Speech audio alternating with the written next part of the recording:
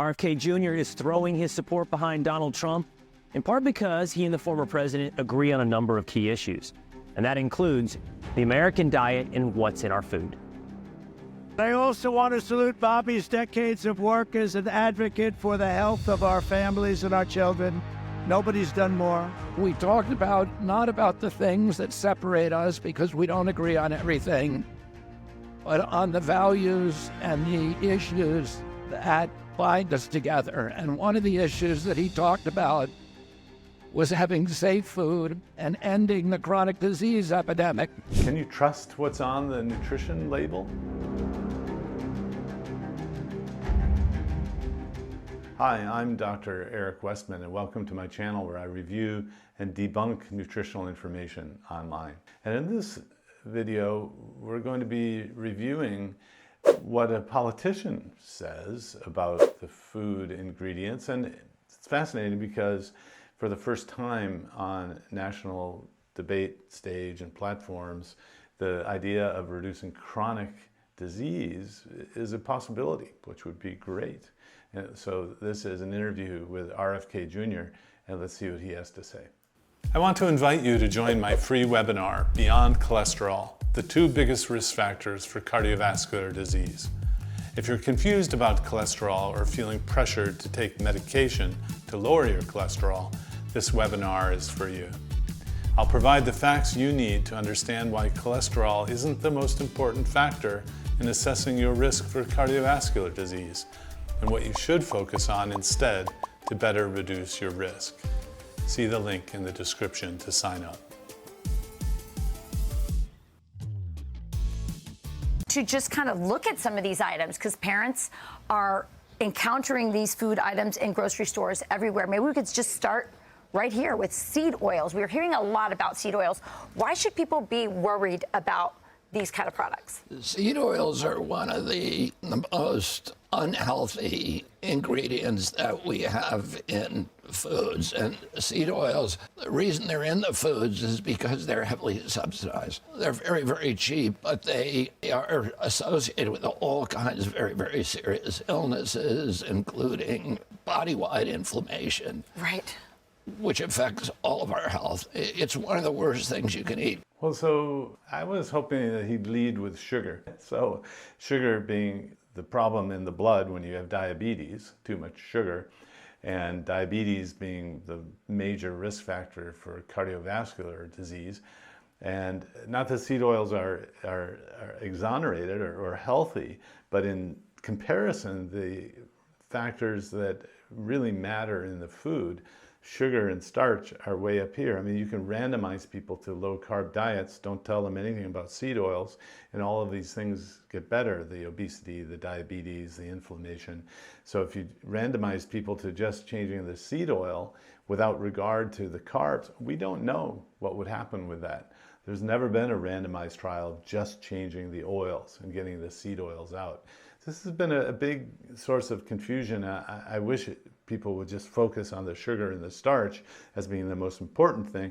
But what happened with the paleo, primal, the low carb and keto internet mess that happened is that the relative importance got lost. And so suddenly you had to have super clean food without any seed oils. I mean, you couldn't make your own salad. You would have to make your own salad dressing. You can't have store-bought because of the seed oil. I mean, goodness. I mean, who could do this, right? I mean, you could never go to a fast food place. I mean, so it's almost unattainable. But the most important factor is the sugar and the starch, or the caloric level, if you want to be on the calories in, calories out description of what's going on. Perfect, it's just fine. If you limit seed oils, you're saying nothing about calories even.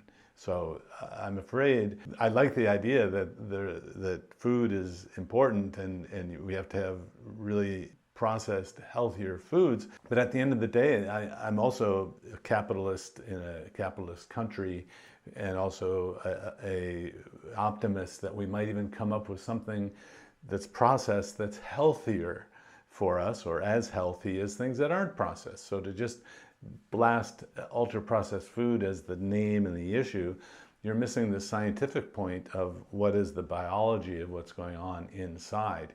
And seed oils, I'm afraid, may cause inflammation, but it's lesser of an evil than the sugars and the starches. I think the science is pretty clear about that. And it's almost impossible. If you eat any processed food, you're going to be eating seed oil. Right, and it's interesting, the government subsidizes it. Why would the government want to subsidize something that's going to make people sick? And then in the end, we all end up paying for that in terms of healthcare costs, which are skyrocketing. Yeah, that is a direct result of corruption. About 75% of FDA's budget comes from regulated industry, and that means food processors and pharmaceutical industry, all of them profit from a sick population. You know, a big item that, and by the way, it's getting very expensive, are cereals. Why is the food coloring in particular bad? Food coloring, you see here yellow food coloring, that is a petroleum product. It's associated with really, with depression. It's associated with autoimmune injuries and ADHD. Yeah. When I look at this, I see the carbs, not only in the cereal, but in the milk.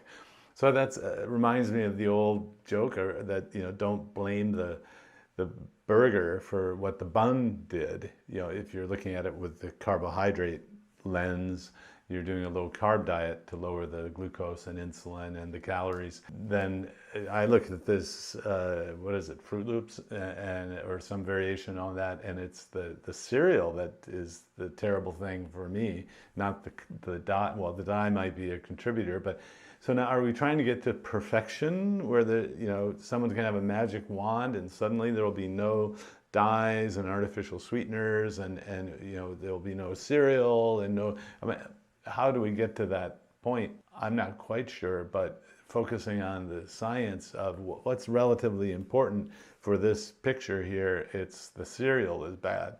Don't focus on the dye. Now, would a politician who's on a show just to show that seed oils is bad call out that and cereal is bad too?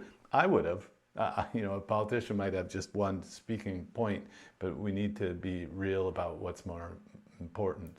And red dye also is very bad. In Europe, these same companies are producing the same products, but they're using natural coloring. But here they can get away with it. We have about almost 1,000 chemicals that are in our food that are either outright banned in Europe or actively discouraged. So you wouldn't be able to buy this kind of stuff in Europe. You ask about why it's so cheap, why it's so ubiquitous. It's because we subsidize the worst foods. With about 70% of our food stamp program is to processed foods, which are all poison. Right.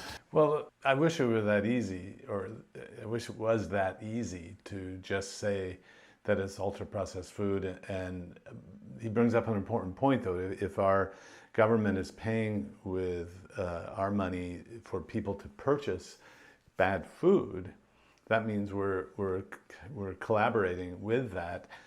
He talks about corruption.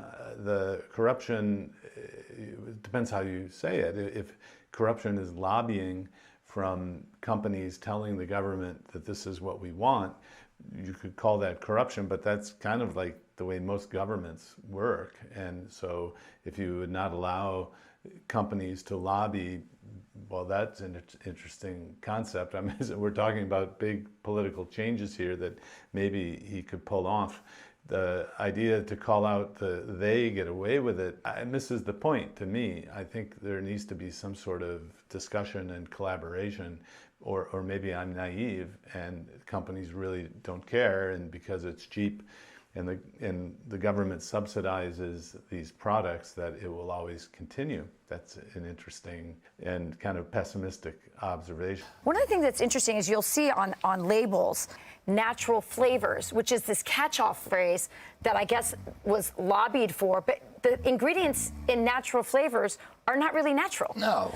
In our country, natural flavors are chemical products. So you can't trust what's on the ingredient label, and the reason for that, again, is government corruption. It's that the agency, the USDA, The FDA have been captured by the industries they're supposed to regulate, and they all have an interest in subsidies and then in mass poisoning the American public. Yeah, I want to talk about pesticides, and then let's talk about the policy. So let's talk about the pesticides and the things that worry you about.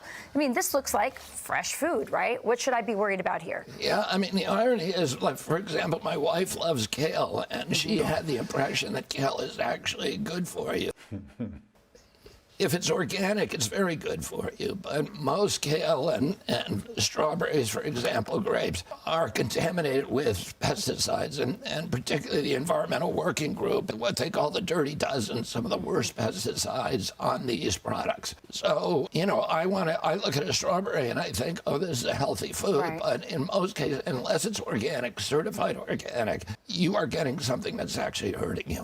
Well, you mentioned a very interesting accusation even, which is that we didn't attribute that they're trying to do it, but it said that the companies were poisoning Americans with the food. And that might be true. I mean, that whether they're culpable and liable and that it's a criminal action is reminiscent of the tobacco company debates and arguments in my lifetime, where it took actually a battle to get a company to reduce. There used to be ads on TV for tobacco. There used to be billboards where you could drive and see a cigarette and you'd want to smoke. Right now there are still advertisements for those sugar-coated, fortified, meaning they spray vitamins on the cereal. There are ads for those things for children now, still.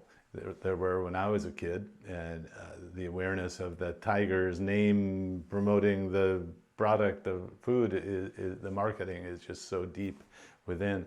So now, but he's focusing on the idea that we should have organic strawberries and that they shouldn't be eaten if not. Well, that's going to take a big change, and actually it's kind of expensive to ask people to make those kinds of changes. So now I'm introducing an element of, is the pursuit of perfection really what we need or what we want? I mean, so I try to meet people where they are, and if they can't afford expensive foods, I have to work with that area of whatever they're able to afford.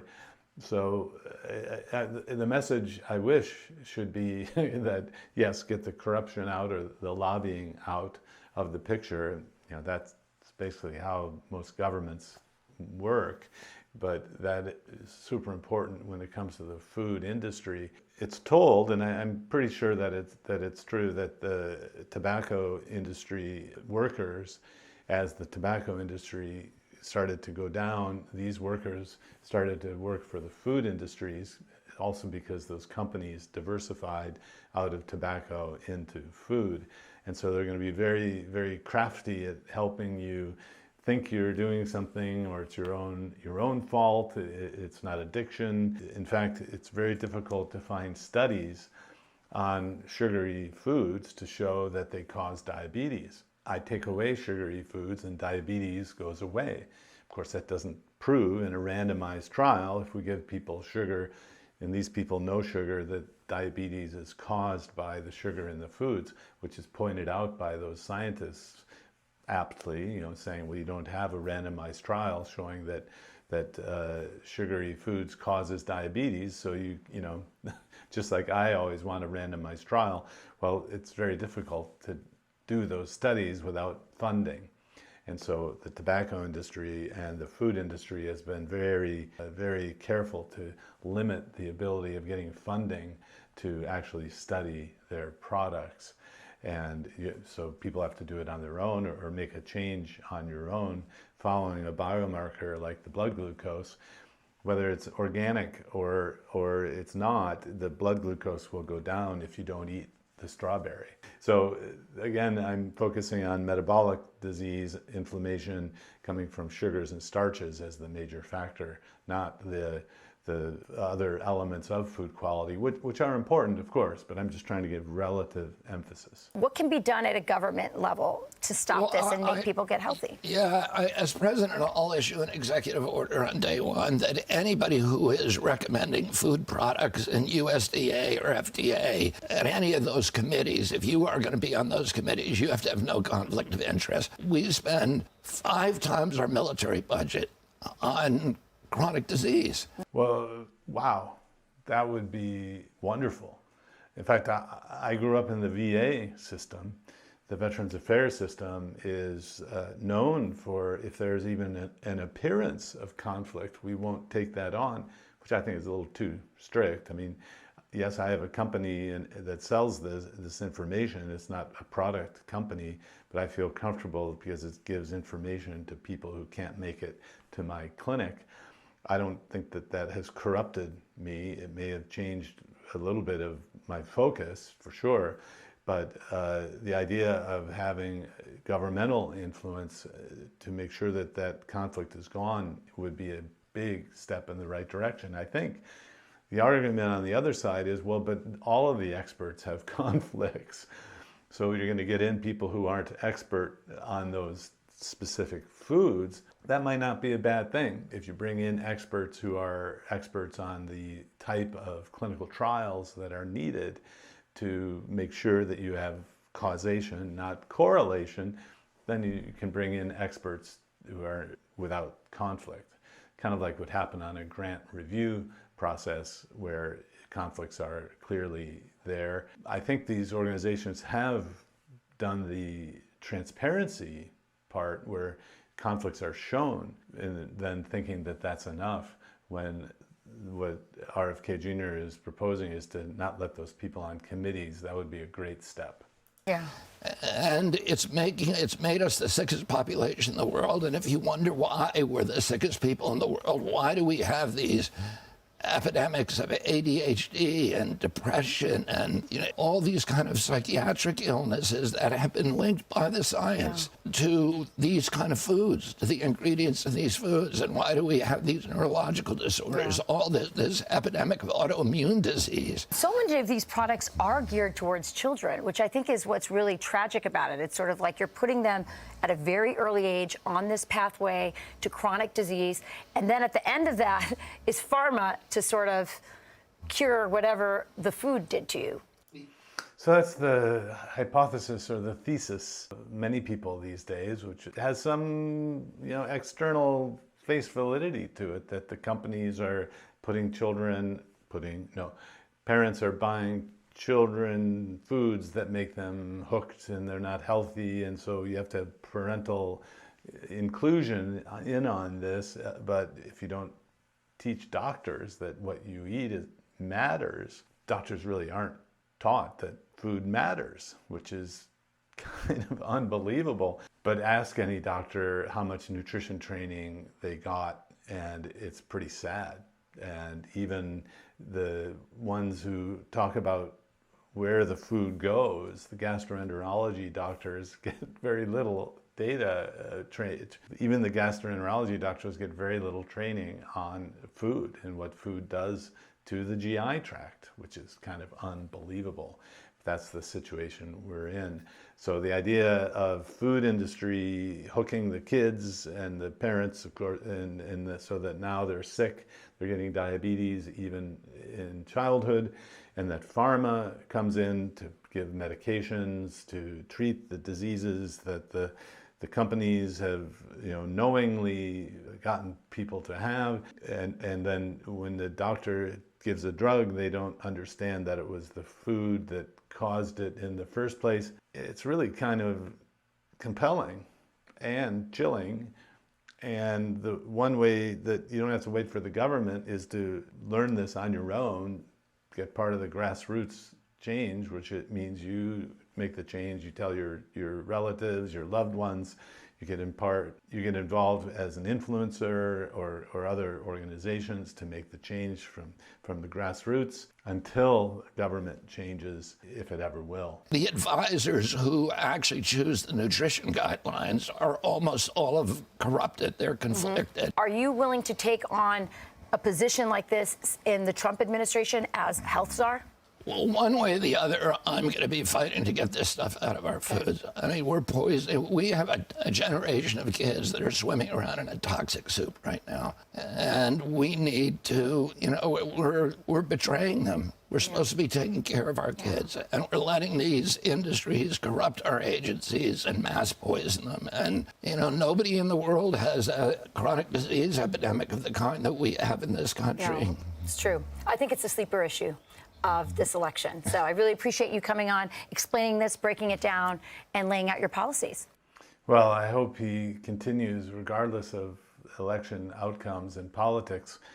I would think it's a nonpartisan issue to want to improve the health of Americans, but, you know, they also are lobbied or corrupted by companies who make platforms and give advice, or maybe just give one-size-fits-all kind of thing. We tell the story of the McGovern Committee in low-carb keto circles as a chilling. Through the retrospectoscope, there's a clip of George McGovern asking the scientists to come up with a policy of nutrition for the country. And the scientist says, well, we need, you know, X million dollars and 2 years to figure this out. And the politician says, we don't have time to wait. We need to act now.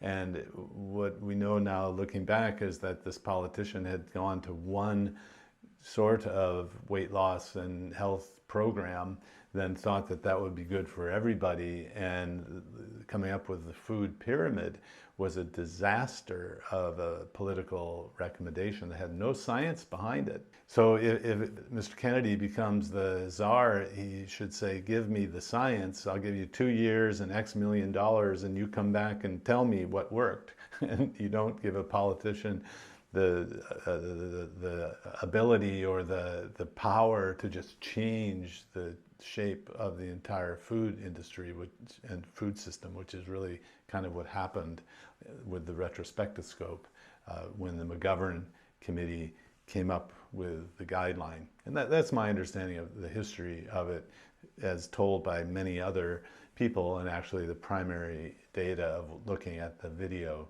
from that era. So hopefully we won't make a similar sort of misguided attempt to help people. Let's insist upon science to drive it, meaning randomized controlled trials that it would only take a year or two, and we come up with the sound advice, matching metabolisms. I'll bet it'll be a lower carb diet that wins the race at the end of the day, but I don't know. Put it to the test. Hope that you like this. If you do like it, please like, subscribe, ring the notification bell. I'm putting out new information on Wednesdays and Fridays.